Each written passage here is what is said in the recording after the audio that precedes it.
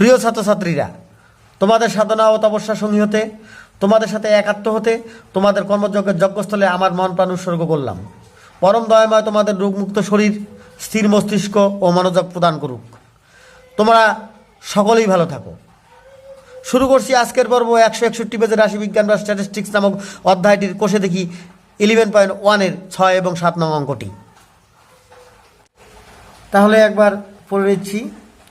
দেখো কী বলেছে, দেখো নিচের ক্রমযোগী পরিসংখ্যা বিভাজন ছকটি দেখি এবং একটি পরিসংখ্যা বিভাজন ছক তৈরি করি। এই যে ছকটি দেখতে পাচ্ছ তোমরা, এটি আসলে ক্ষুদ্রতর সূচক ক্রমযোগী পরিসংখ্যা। হ্যাঁ, এটাকে তোমরা যদি উদাহরণগুলিতে ভালো করে দেখে থাকো তাহলে ক্ষুদ্রতর সূচক কী এবং বৃহত্তর সূচক ক্রমযোগী পরিসংখ্যা কী সেটা ভালো করেই তোমরা বুঝতে পারবে। তবুও আমি তোমাদের একটু সহজে বোঝাবার চেষ্টা করছি, যদিও আমি পূর্বে অনেকবার বলেছি। তা ক্ষুদ্রতর সূচক ক্রমযৌগিক পরিসংখ্যা আসলে হচ্ছে ক্রমযৌগিক পরিসংখ্যা যার মান ক্রমান্বয়ে বাড়তে থাকবে। তাহলে এখানে দেখো 17 থেকে 22 হয়েছে, 22 থেকে 29 হয়েছে, 29 থেকে 37 হয়েছে, 37 থেকে 50 হয়েছে, 50 থেকে 60 হয়েছে। অর্থাৎ ক্রমান্বয়ে কিন্তু এটা বেড়ে গেছে। তাই এটা আমরা বলতে পারি এটি একটি ক্ষুদ্রতর ক্রমযৌগিক পরিসংখ্যার ছক। এখান থেকেই আমাদের তৈরি করতে হবে কি একটি পরিসংখ্যা বিভাজন ছক। অর্থাৎ এতদিন যে আমরা করেছি শ্রেণী বহির্ভূত পদ্ধতি এবং শ্রেণী অন্তর্ভুক্ত পদ্ধতিতে অঙ্কগুলো, সেখান থেকেই আমরা শ্রেণী বহির্ভূত পদ্ধতিতে অঙ্কটি আমরা করব। কারণ শ্রেণী বহির্ভূত পদ্ধতিতেই আমাদের অঙ্ক করতে বিশেষ সুবিধা।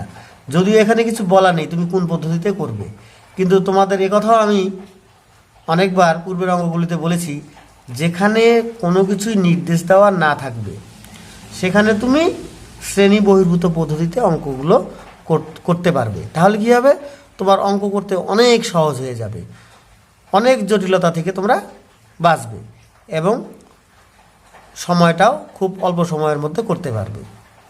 তাহলে আমরা এখন পরিসংখ্যা ছকটি বা পরিসংখ্যা বিভাজন ছকটি তৈরি করছি। দেখো এই যে পরিসংখ্যা বিভাজন ছক, শ্রেণী বহির্ভূত পদ্ধতি। এখানে তোমরা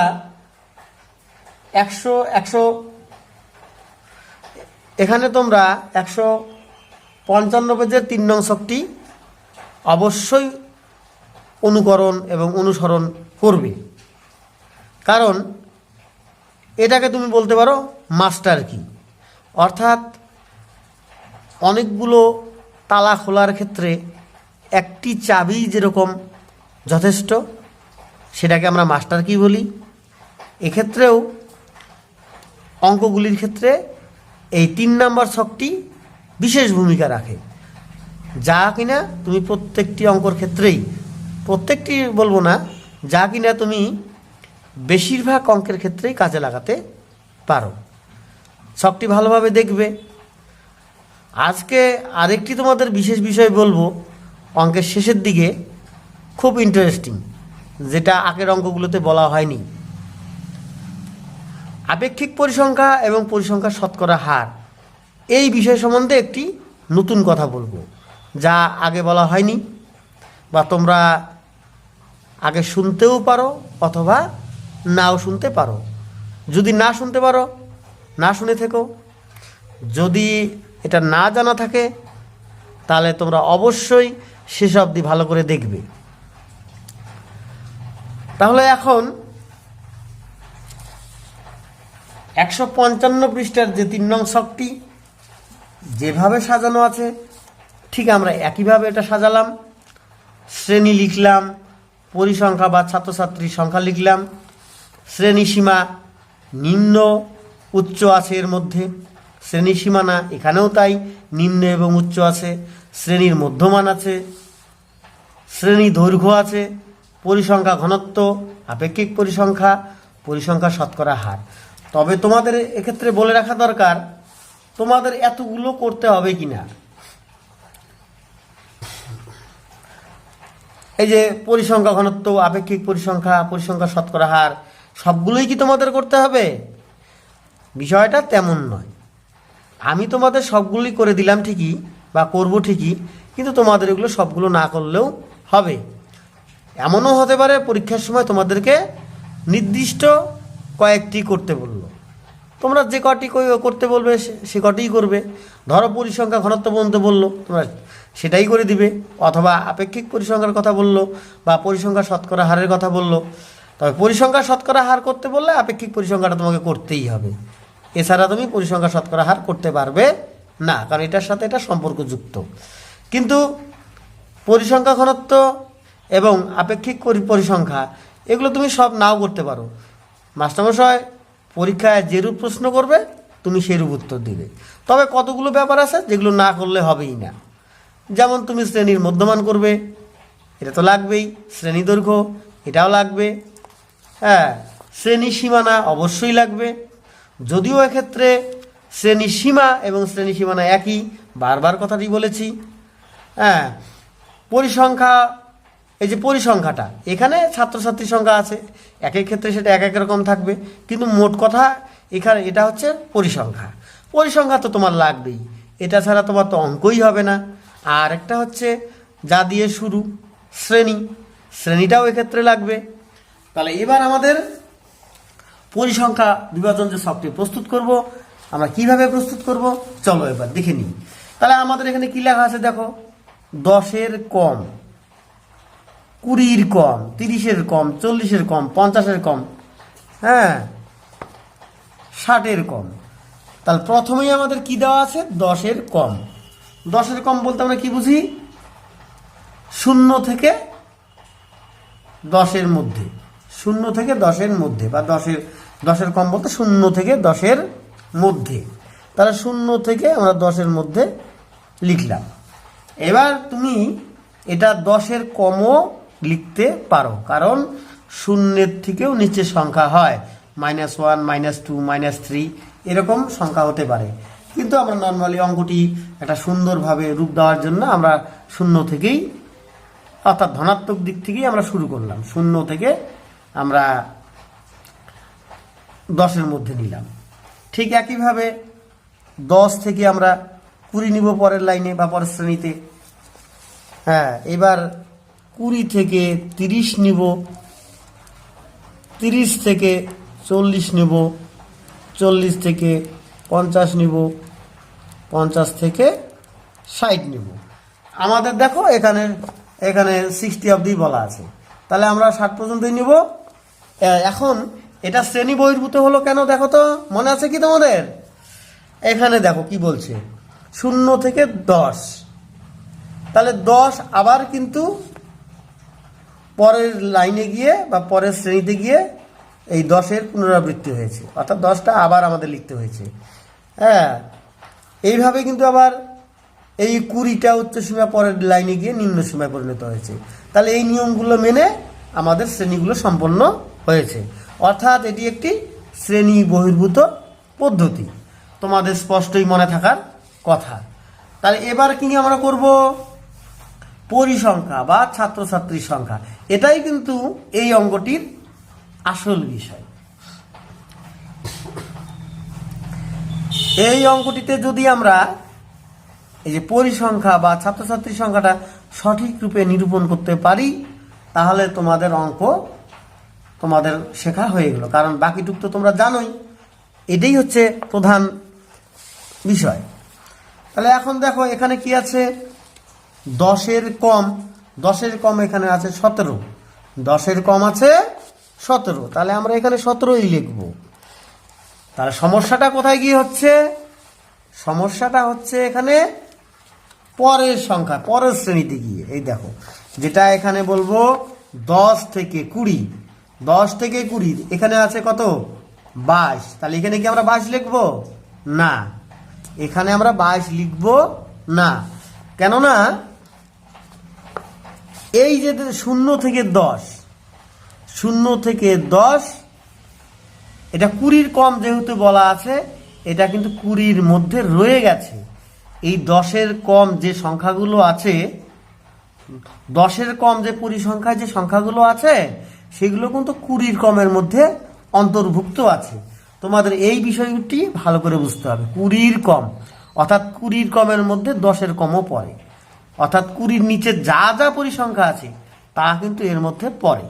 তাই আমরা এটাকে কি করব, এই দেখো এখানে যে 22 আছে 22, এই 22টার থেকে আগের যে পরিসংখ্যা আছে 17 তা আমরা কিন্তু বিয়োগ করব। 17 আমরা বিয়োগ করব।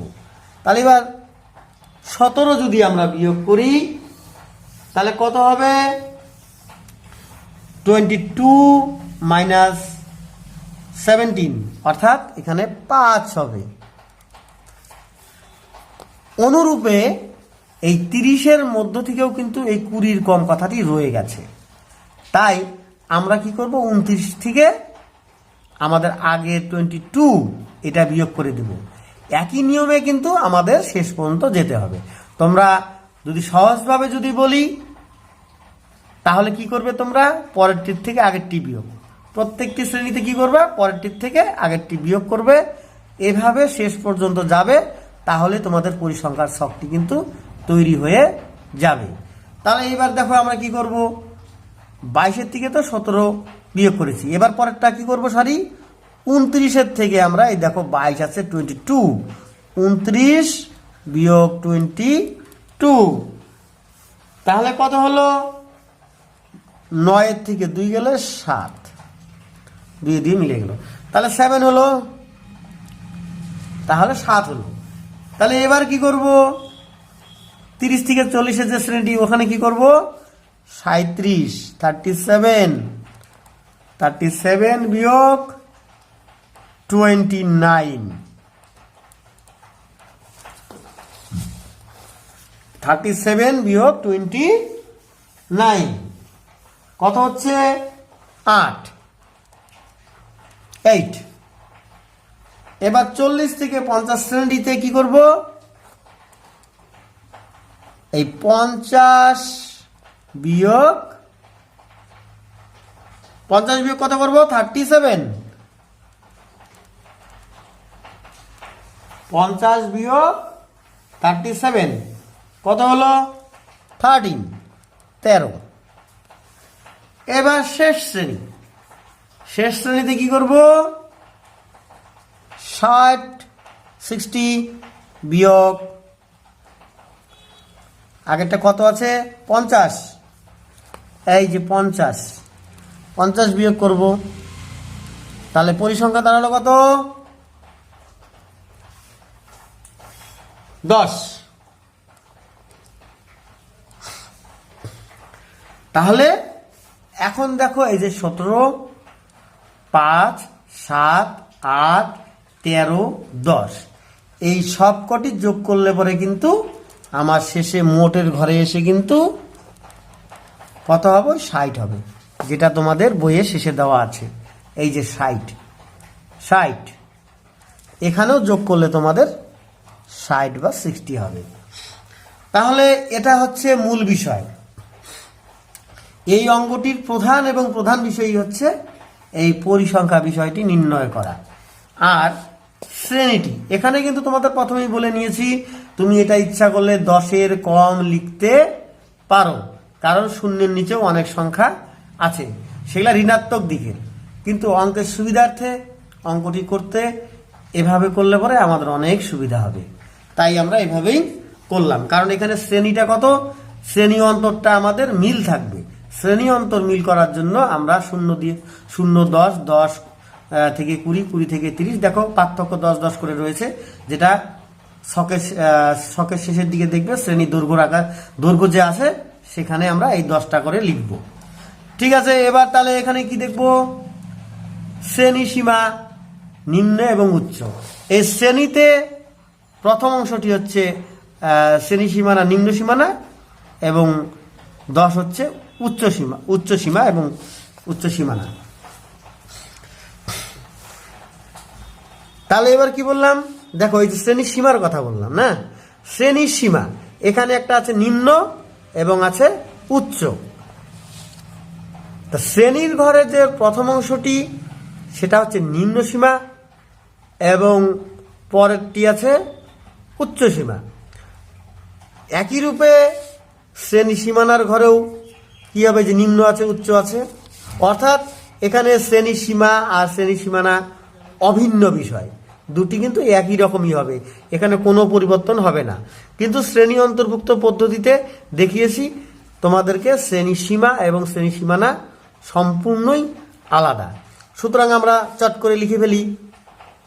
এটা হচ্ছে সীমাটার ক্ষেত্রে 0, 10, 10, 20, 20, 30, আচ্ছা 30, 40, 40, 50, 50, 60। তাহলে দেখো শ্রেণী সীমানায় এটাও অভিন্নই থাকবে, এটার কোনো রূপ পরিবর্তন হবে না, যা আছে আমরা তাই লিখব। 0, 10, 10, 20, 20, 30, 30, 40, 40, 50, 50, 60। এবার শ্রেণীর মধ্যমান। তো শ্রেণীর মধ্যমান কি? শ্রেণীর মধ্যমান দেখো, শ্রেণীর মধ্যমান কি, শ্রেণী সীমানা এই দুটো যোগ করতে হবে। যোগ করলে পরে তাকে 2 দিয়ে ভাগ করব, সেটি হচ্ছে শ্রেণীর মধ্যমান। তাহলে এখানে 0 আর 10 যোগ করলে কত হয়? 10ই হবে। 10কে 2 দিয়ে ভাগ করার অর্থ 5, অর্থাৎ আমরা শ্রেণীর মধ্যমান পেলাম কত? 5। এবার শর্টকাটে করার জন্য আমরা কি দেখব, যে এটা তফাৎটা কত। এই যে যেটা প্রথমে বলেছি শ্রেণীর ক্ষেত্রে দেখো, এই যে 10 থেকে 0 বাদ দিলে 10 থাকে, 20 থেকে 10 বাদ দিলে 10 থাকে। এই সীমার ক্ষেত্রেও তাই, সীমানার ক্ষেত্রেও তাই, অর্থাৎ তফাৎটা বা অন্তরটা হচ্ছে এখানে 10। সুতরাং প্রথমটির সাথে আমরা 10 যোগ করব, এভাবে যে ফলটা হবে তার সাথে 10 যোগ করব, একই নিয়মে আমরা শেষ পর্যন্ত যাব। অর্থাৎ 5 আর 10 হয় 15, 15 আর 10 25, 25 আর 10 35, 35 আর 10 45, 45 আর 10 55। এই হলো আমাদের শ্রেণীর মধ্যমান।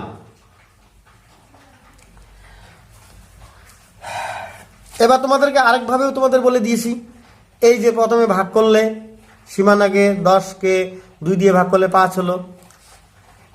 এই 5টা কি করলা, এই যে 5টা হলো, প্রত্যেকটার সাথে তুমি এই 5 যোগ করে দাও। 10 আর 5 15, 10 আর 5 কত? 15, 20 আর 5 25, 30 আর 5 35, 40 আর 5 45, 50 আর 5 55। এবার তুমি যেভাবে তোমার সহজ মনে হবে তুমি চট করে মধ্যমানটা করে নিবে, অর্থাৎ সঠিক মানটা বসানোই হচ্ছে আমাদের আসল কাজ, যেটা আমরা করলাম। তুমি যেভাবে ভালো বোঝো তুমি সেভাবেই করবে। এবার শ্রেণী দৈর্ঘ্য দেখো, শ্রেণী দৈর্ঘ্য এই যে পার্থক্যটা আছে শ্রেণী সীমানার মধ্যে, দেখো পার্থক্যটা, ওই শ্রেণীতেই বলো, শ্রেণী সীমাতেই বলো, আর শ্রেণী সীমানাতেই বলো। তা যদি আমরা শ্রেণী বহির্ভূততে করি তাহলে আমাদের সব যে কোনোটা মানটা একই পাচ্ছি, কিন্তু অন্তর্ভুক্ত পদ্ধতির ক্ষেত্রে শ্রেণী দৈর্ঘ্য কিন্তু সীমানার থেকেই নিতে হবে। তুমি অন্য কোথার থেকে নিলে কিন্তু ফল মেলাতে পারবে না। তা আমাদের এখানে এই সমস্যাই নেই। তাহলে চট করে আমরা লিখে নিই, পার্থক্য 10, সব ক্ষেত্রেই 10 হবে, 10 হবে, 10 হবে, 10 হবে, 10, 10। এবার পরিসংখ্যা ঘনত্ব। পরিসংখ্যা ঘনত্বের সূত্র তোমাদের মনে আছে? কি বলেছে পরিসংখ্যা ঘনত্বে? যে উক্ত শ্রেণীর পরিসংখ্যা বাই শ্রেণী দৈর্ঘ্য। সূত্রটি যদি মনে না থাকে তোমাদেরকে আরেকবার দেখিয়ে দিচ্ছি। দেখো তোমরা পৃষ্ঠা নং 154 দেখো, পৃষ্ঠা নং 154। এখানে কি বলেছে? এই যে পরিসংখ্যার ঘনত্ব, উক্ত শ্রেণীর পরিসংখ্যা বাই শ্রেণী দৈর্ঘ্য। তাহলে উক্ত শ্রেণীর পরিসংখ্যা বাই শ্রেণী দৈর্ঘ্য। তাহলে তোমরা সূত্রটা ভালো করে দেখে নিলে। তাহলে এখন উক্ত শ্রেণীর পরিসংখ্যা মানে প্রথম শ্রেণীতে পরিসংখ্যা কত আছে 17, আর তাকে 10 দিয়ে ভাগ, ভাগ তো সবগুলোকে 10 দিয়েই হবে। আর এটা আছে 5 দ্বিতীয়টায়, এটা আছে 7, 8, 13, 10। তাহলে তোমাদের কি বলেছিলাম, ভাগ করা 10 দিয়ে ভাগ করা বা শূন্য থাকলে ভাগ করা খুব সহজ হয়। এখানে পার্থক্য 10 থাকলে ভালো হয়, তাই এখানে অটোমেটিকলি এখানে 10ই পার্থক্য রয়েছে, অর্থাৎ একটা শূন্যর জন্য এক ঘর বাঁ দিকে আমরা দশমিক দিয়ে দেব, তাহলেই আমাদের পরিসংখ্যা ঘনত্ব বেরিয়ে যাবে 17। তাহলে এক ঘর পরে দশমিক মানে 1.7, আর 5 মানে 0.5, এক ঘর পরে দশমিক, একটা শূন্য মানে এক ঘর পরে। এইভাবে 10 দিয়ে 100 দিয়ে 1000 দিয়ে ভাগ করা আমাদের খুবই সুবিধা। এটা হচ্ছে 7.7, এটা 0.8, 1.3, এটা হবে 1। আপেক্ষিক পরিসংখ্যা, আপেক্ষিক পরিসংখ্যাটা কি দেখো, 155 পাতাটা দেখো। 155 পাতায় কি বলেছে, কোন শ্রেণীর আপেক্ষিক পরিসংখ্যা সমান সমান উক্ত শ্রেণীর পরিসংখ্যা ভাগ মোট পরিসংখ্যা। তাহলে এখানে উক্ত শ্রেণী বলতে কি বুঝিয়েছে, এই যে শ্রেণীগুলি 17 আছে, 5 আছে, 7 আছে, 8 আছে, 13 আছে, 10 আছে, এগুলোকে যে মোট পরিসংখ্যা, মোট পরিসংখ্যা মানে এখানে হচ্ছে 60 দিয়ে প্রত্যেকটিকে ভাগ, অর্থাৎ 17কে যদি আমি 60 দিয়ে ভাগ করি 60, 17কে আমি 60 দিয়ে যদি ভাগ করি, 17কে 60 দিয়ে ভাগ করলে ফল হবে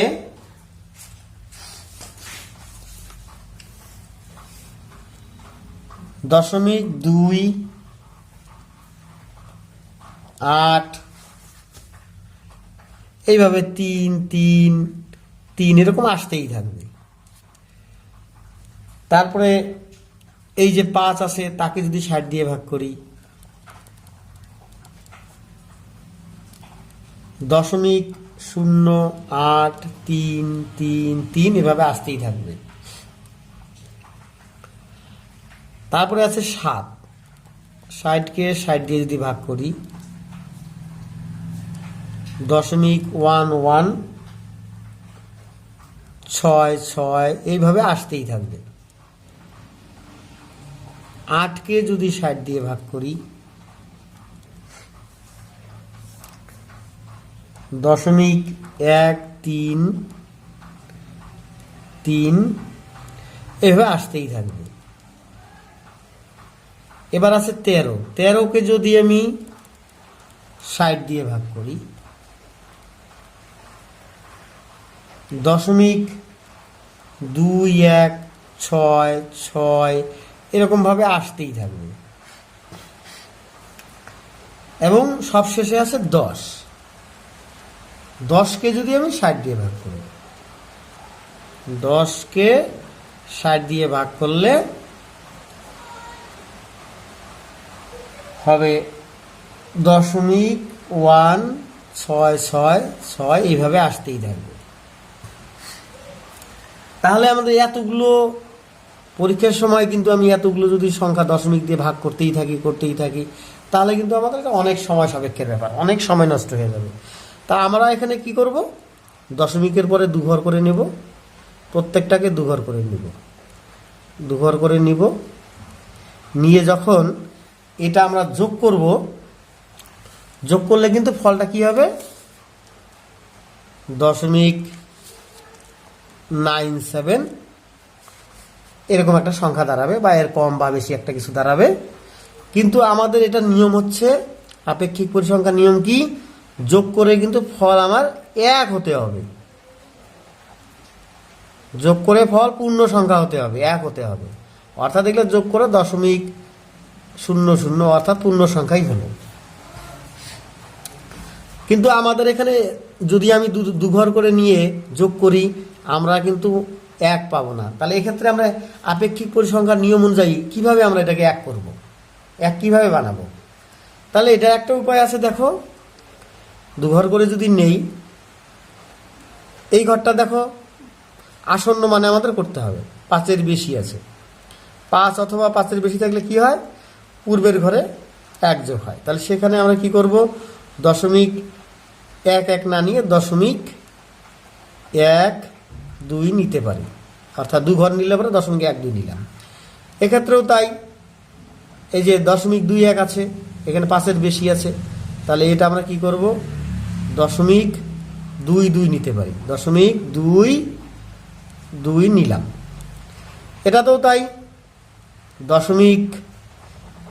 এই যে 166 আছে, 2 ঘর নেওয়ার পরে কি করব, এটা 5-এর বেশি আছে, তাহলে কি করব আমরা 0.17 নিব, 0.17 নেব। তাহলে আমরা যদি যোগ করি এখন কিন্তু আমাদের এখানে পূর্ণ সংখ্যা পাবো, অর্থাৎ 0.28।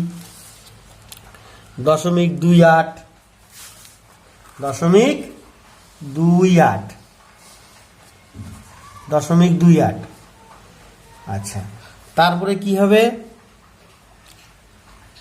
0.08, এক্ষেত্রে কি নিচ্ছি তাহলে 0.12। আচ্ছা, আর এটা নিব কত, 0.13।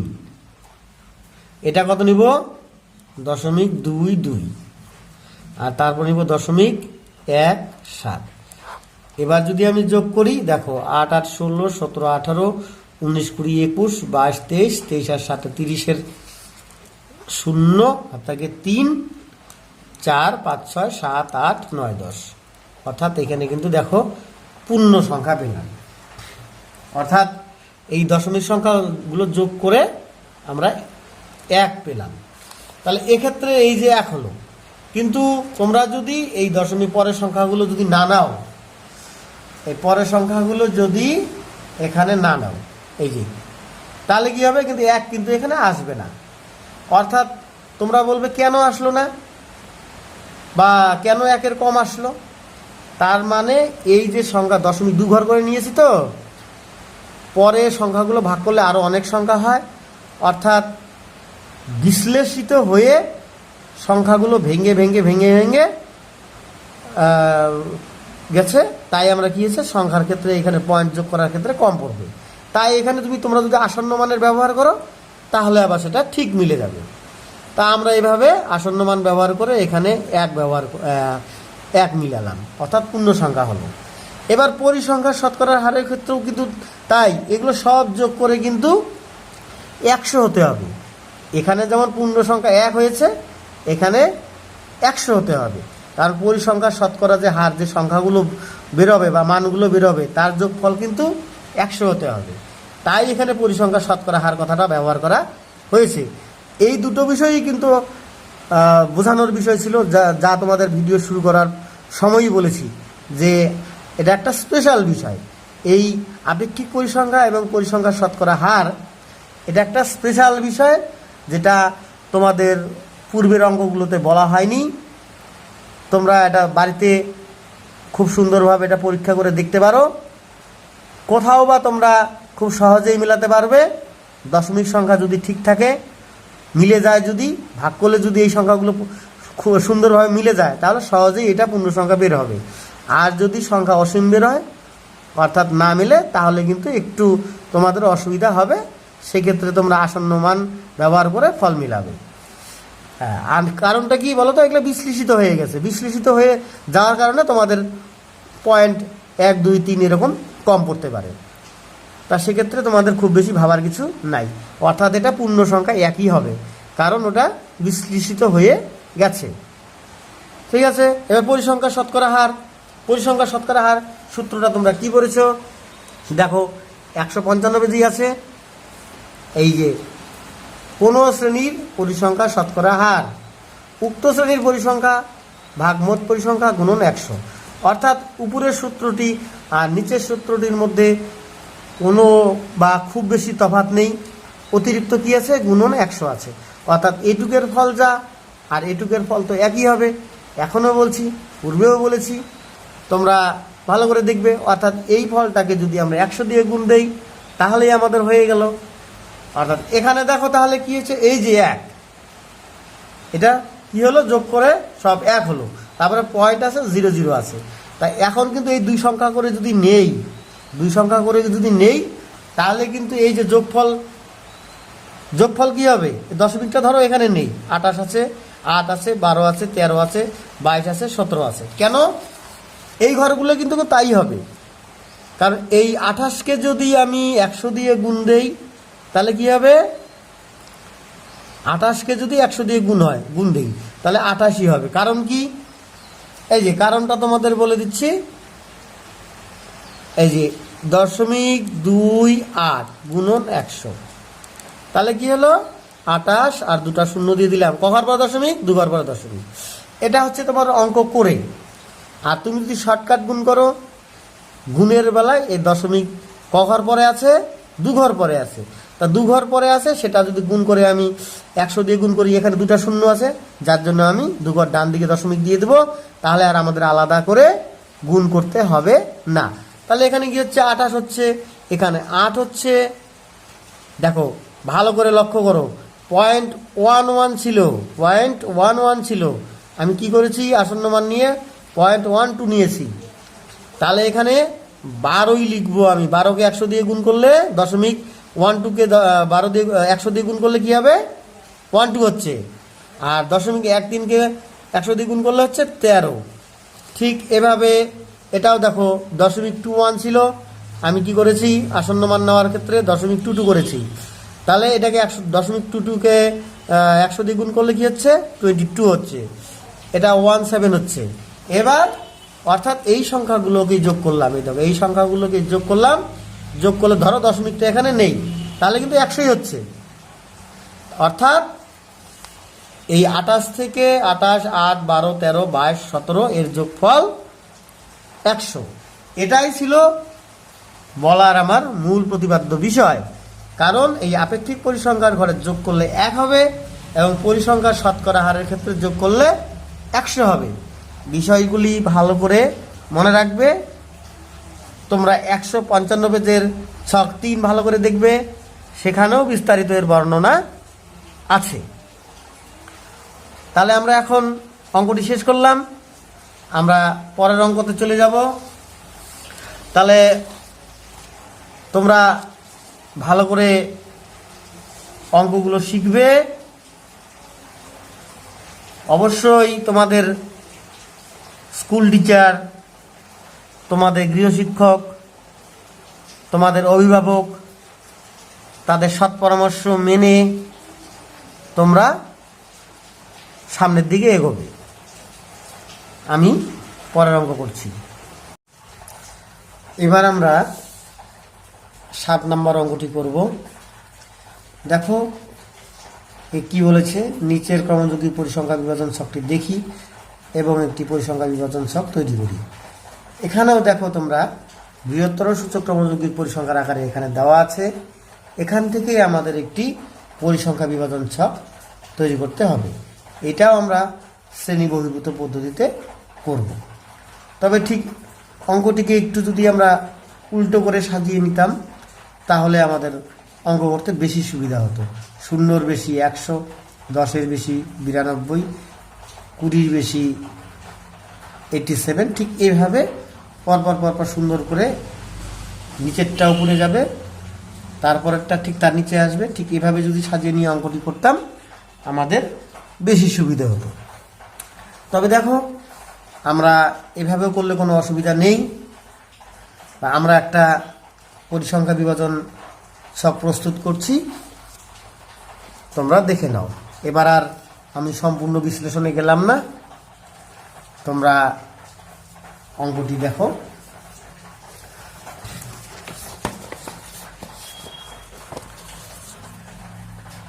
শূন্যর বেশি, দেখো 0-র বেশি অর্থাৎ আমি 0 থেকে 10 পর্যন্ত নিব। তাহলে দেখো, এই যে 0 থেকে যে 10 পর্যন্ত নিব, এই 0 থেকে 10-এর মধ্যে যে পরিসংখ্যা হবে, এই যে 100 দেখতে পাচ্ছ, এই 100-র মধ্যে কিন্তু বাকি পরিসংখ্যাগুলো সমাহিত আছে বা লুকানো আছে। তাই আমরা কি করব, 100 থেকে 92 বিয়োগ করব। ঠিক ঠিক পরের বার তাই কি করব, একইভাবে 92 থেকে 87 বিয়োগ করব। এইভাবে পরপর আমরা বিয়োগ করে যাব। তাহলে দেখো 0 থেকে 10, 0 থেকে 10 করতে গেলে কি করতে হবে আমাদের, 100 বিয়োগ 92। তার মানে বিয়োগ করলে কত হচ্ছে, 8 হচ্ছে। এবার 10 থেকে 20, 10 থেকে 20 কি করব, এই যে 92 বিয়োগ 87, 92 বিয়োগ 87, 92 বিয়োগ 87 কত হচ্ছে, তাহলে এটা 5 হচ্ছে। একইভাবে এবার 20 থেকে 30, দেখো শ্রেণী বহির্ভূত পদ্ধতি কিন্তু, এই যে 10টা আবার আসছে, উচ্চ সীমাটা নিম্ন সীমায় আসছে, এই 20টা আবার আসলো। তাহলে 20 থেকে 30 কি করব, এই যে 87 আছে, 87 বিয়োগ 75, তাহলে কত হলো, 12। আচ্ছা, এবার 30 থেকে 40, এই যে 75টা আবার লিখে নিব, 75 বিয়োগ 40 কত হলো, 5 4 3 7, 35। এবার 40 থেকে 50, তাহলে কি করব, এই যেখানে আছে 40, এই যে 40 বিয়োগ 16, 6 4 10, 2 2 2 4, 24। এবার 50 থেকে 60, তাহলে এই যে 16 আছে, এই যে 16 বিয়োগ 0, বিয়োগ করলে কত হবে, বিয়োগফল 16ই হবে। আমাদের কিন্তু পরিসংখ্যা পেয়ে গেলাম। এবার তুমি এগুলাকে যোগ করো, 8 থেকে 8 5 12 35 24 16, এই যেগুলো সবগুলো যোগ করলে কি হবে, আমাদের মোট কত পাবো আমরা, পরিসংখ্যা 100 পাবো। এই যে যেটা আমরা শেষে দেখতে পাচ্ছ, আমরা সেই 100ই পাবো। এবার শ্রেণী সীমানা, আমি দেখো শ্রেণী সীমার ঘরটি আর করিনি, তোমরা করে নিও চাইলে। তাহলে আমরা পরপর পরপর লিখে যাচ্ছি, 0 10 10 20 20 30 30 40 40 50 50 60। দেখো আমাদের হয়ে গেল। এখন আমাদের কি করতে হবে, শ্রেণীর মধ্যমান বের করতে হবে। শ্রেণীর মধ্যমান কি করব, এই যে শ্রেণী সীমানা বা সীমা বলো, যাই বলো না কেন, তাই এই যে এখানে যে শ্রেণী সীমানাই দিয়েছি, আমি এটা দিয়েই বলছি, এই দুটার যোগফলকে আমরা কি করব, 2 দিয়ে ভাগ করব। 0 আর 10কে যোগ করলে 10ই হয়, তাকে 2 দিয়ে ভাগ করলে 5 হয়, মধ্যমান তাহলে 5 হলো। আর এটার পার্থক্য কত বা অন্তর্গত, 10-এর থেকে 0 গেলে 10 থাকে, অর্থাৎ প্রত্যেকটিতেই 10 করে পার্থক্য আছে। তাহলে এই 10টা আমি যোগ করে দিই, 5 যোগ 10 15, 15 যোগ 10 25, 25 যোগ 10 35, 35 যোগ 10 45, 45 যোগ 10 55। এবার শ্রেণী দৈর্ঘ্য, শ্রেণী দৈর্ঘ্য মানে কি, এই যে অন্তরটা বা সীমানার থেকে যে 10 থেকে 0 বাদ দাও বা 20 থেকে 10 বাদ দাও, দেখো প্রত্যেক ক্ষেত্রেই বিয়োগফল 10 হচ্ছে, অর্থাৎ আমাদের শ্রেণী দৈর্ঘ্য হচ্ছে 10 10 10 10 10 10। পরিসংখ্যা ঘনত্বের সূত্র তোমরা তো মনেই আছে, এবার আমি মুখ দিয়ে বলে দেই। দেখো পরিসংখ্যার ঘনত্ব কি, উক্ত শ্রেণীর পরিসংখ্যা ভাগ শ্রেণী দৈর্ঘ্য। তাহলে এই শ্রেণীর পরিসংখ্যাটা কত হচ্ছে, 8, 8 ভাগ 10, তাহলে এটা হবে 0.8, এটা হবে 0.5, এটা হবে 1.2, এটা হবে 3.5, আচ্ছা, তারপরে এটা হবে 2.4, এটা হবে 1.6। অর্থাৎ একটা শূন্য থাকার জন্য এক ঘর বাঁদিকে দশমিক দিয়ে দিলাম পরিসংখ্যার প্রত্যেকটির ক্ষেত্রে, বাস আমাদের পরিসংখ্যা ঘনত্ব হয়ে গেল। এবার আপেক্ষিক পরিসংখ্যা। আপেক্ষিক পরিসংখ্যা মানে কি? এ দেখো মজাদায়ক বিষয়টা, পূর্বে যেটা ছিল আপেক্ষিক পরিসংখ্যার ক্ষেত্রে কি দেখো, উক্ত শ্রেণীর পরিসংখ্যা ভাগ মোট পরিসংখ্যা। এই অঙ্কটি আর আগের অঙ্কটির মধ্যে দেখো আপেক্ষিক পরিসংখ্যার কি তফাৎ ছিল। আগেরটা দশমিক দিয়ে ভাগ করলে সেটা মেলেনি, তাই আমাদের আসন্ন মান অথবা আমাদের অঙ্ক করতে কিন্তু দেখো দশমিক সংখ্যায় বিঘ্ন ঘটেছিল, সেটা আসন্ন মান নিয়ে আমরা ঠিক করেছি। কিন্তু এই অঙ্কটিতে কিন্তু ওই ঝামেলাটাই নেই, একদম সুন্দরভাবে মিলে যাবে দেখবে। এই যে দেখো 8কে 100 দিয়ে ভাগ করব, 8কে 100 দিয়ে ভাগ করলে দুটা শূন্য আছে, তার দুঘর বাদিকে দশমিক দেব। 8 ভাগ 100, তাহলে কি দুটা শূন্যর জন্য দুঘর পরে দশমিক, অর্থাৎ 8 একটা শূন্য দেব, একটা দশমিক দেব, হয়ে গেল। এই যে 100 দিয়ে ভাগ করলাম মানে কি দুটা শূন্য আছে, মানে দুঘর বাদিকে দশমিক। ঠিক একইভাবে এই যে 5 আছে, 5কে 100 দিয়ে ভাগ করব। 5কে আমি যদি 100 দিয়ে ভাগ করি, দুটা শূন্যর জন্য দুঘর পর দশমিক, তাহলে কি করব, 5 এক ঘর, একটা শূন্য দিয়ে দুঘর মিল করলাম, 0.05 হলো।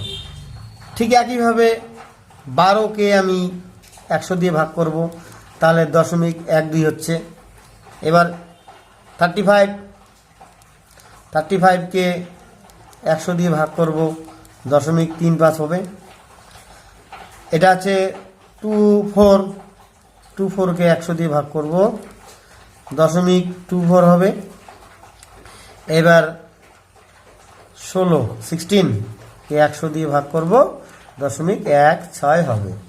এবার দেখো এই অঙ্কের মধ্যে কোনো ডিস্টার্ব নেই, অর্থাৎ কোনো সংখ্যা বিশ্লেষিত হয়ে যাচ্ছে না, মানে বাদ যাচ্ছে না। আমাদের যোগ করলে শূন্য একেবারে সম্পূর্ণ পূর্ণ সংখ্যা আসবে।